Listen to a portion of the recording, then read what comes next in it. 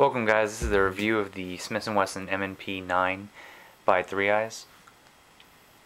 Currently what you're looking at is a model that features a ambidextrous thumb safety in the full-size configuration and it's chambered in 9mm. What we're taking a look at today is kind of like a shooter's impressions of this gun.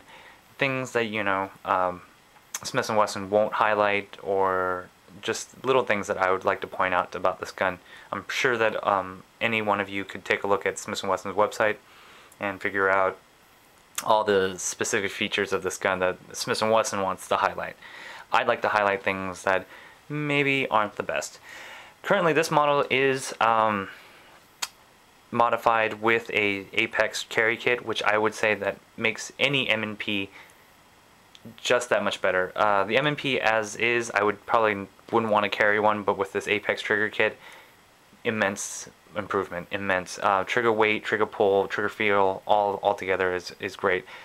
This is something that Smith & Wesson was trying to kind of offer with their Pro series. It wasn't exactly an Apex kit, but it was the modifications that the Apex kit features was in the Pro kit. So definitely if you get a chance to try out a Pro kit, you'll understand basically kind of what the Apex kit is able to do for you as well.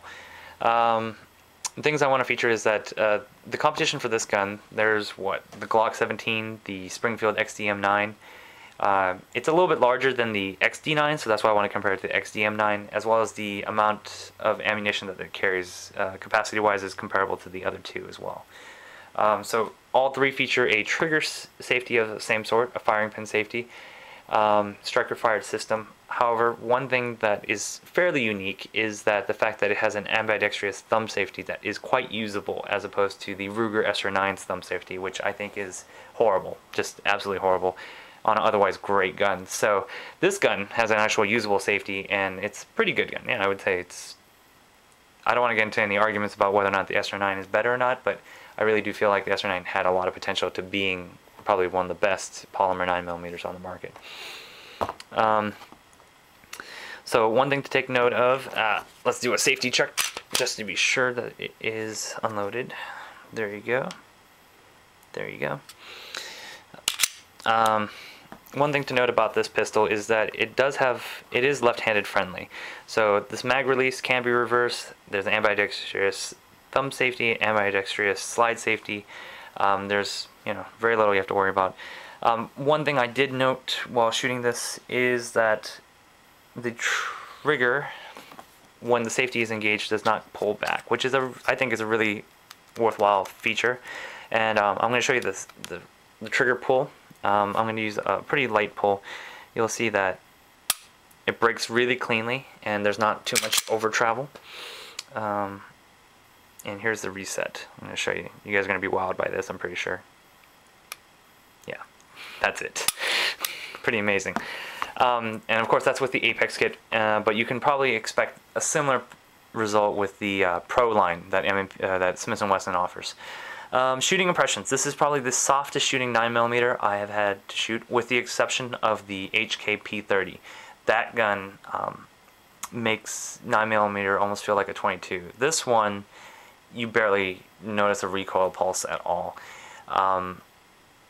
So that being said, this is a great value for recoil-sensitive shooters, and especially with women who might have issues with size of the grip size. M&Ps, of course, feature exchangeable backstraps. The one thing I did notice, though, is shooting this gun with small, medium, and large backstraps. I actually found myself shooting much better with a medium backstrap than with a small one, even though I have I have big hands, short fingers.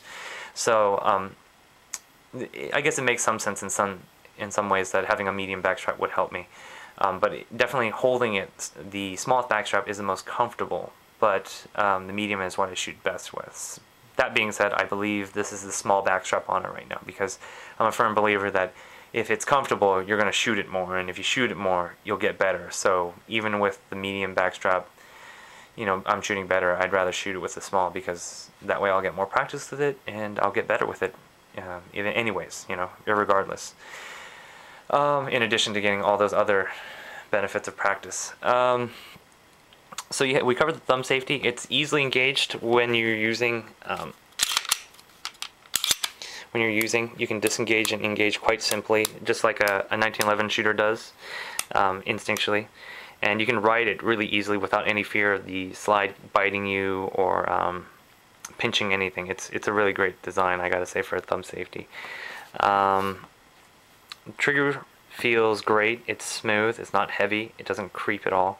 Mag release disengages quite well. One thing I never did quite understand is why people or companies put texture down here. Me personally, I find this to be quite irritating to have it down here. But you know, that's personal preference as well. Something that you might want to take note of. I do wish that the texturing on this, the front and backstrap should be more aggressive. But yeah, of course I don't like it there. And I do like the fact that it's smooth up here near the back. The beaver tail, beaver tail is smooth. I do like that. Downsides about this pistol, compared to the Glock 17, it does weigh more. You guys can look up statistics if you'd like, but it is a noticeable difference. The balance of the gun is not quite the same as a Glock 17. You can definitely feel the difference in weight between this and also the XDm9. I always did feel like Springfields were made a little heavier for no apparent reason. So things to note is that it's a great pistol. I wish the sights were a little better, but you know, you can always change those out. I feel like the front sight was a little too small. But otherwise, pretty good pistol. Really soft recoiling, really great pricing at around, you know, anywhere from $450 to $550. If you're paying more than $550, you really need to look around some more. Otherwise, yeah, I think it's a great gun for competition.